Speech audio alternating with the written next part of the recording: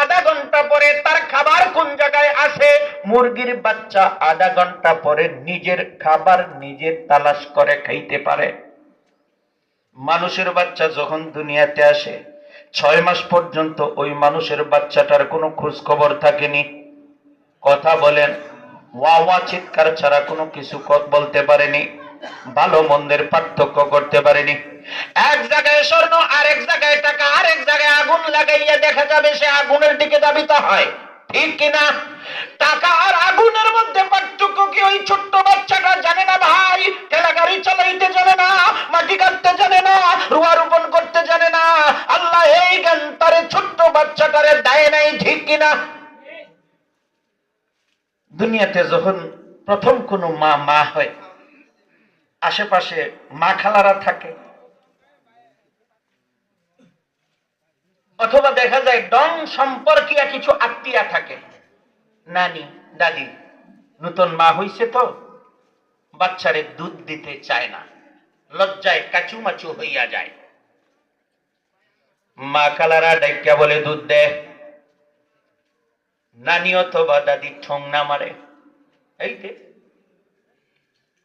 লাজুক লাজুক চেহারায় ছোট্ট বাচ্চারে কোলের মধ্যে উঠাইয়া মা যখন দুধটারে নিপলটারে ছোট্ট বাচ্চার মুখের মধ্যে দেয়, নিপলটা বড় শক্ত হইয়া আছে, দুধ মুখের মধ্যে দিয়া টানে, ঠিক মুখের ভিতর খাবার যায় না।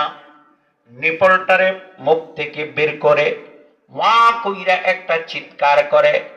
আশেপাশের মহিলারা তখন চামচ আইনা ছোট্ট বাচ্চারে খাওয়ানোর জন্য মার দুধ থেকে চামচের মধ্যে দুধ বের করে, অতঃপর ওই ছোট্ট বাচ্চাটারে খাওয়ায়।